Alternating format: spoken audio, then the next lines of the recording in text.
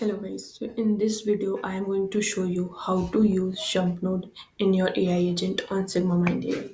So here I have already created an agent. When customer is asking for cancel order, the AI will offer discount. Okay, if customer is ready to get 30% discount, then reply with this message. And if the customer is saying no, I want to cancel my order, then reply with this message.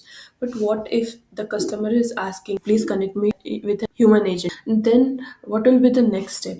So in this case, here I can use jump node. From here, you just need to click on this jump. If the customer is asking to connect with an human agent, and then call will transfer to the human agent. So for that I need one voice action.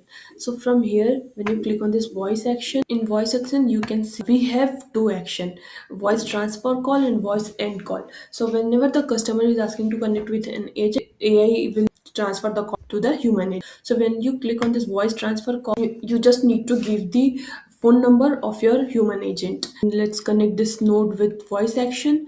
Whenever the customer will ask to connect with an agent, the AI will transfer the call to a human agent on this number. So this is how you can use jump node and voice action in your AI agent. Thank you.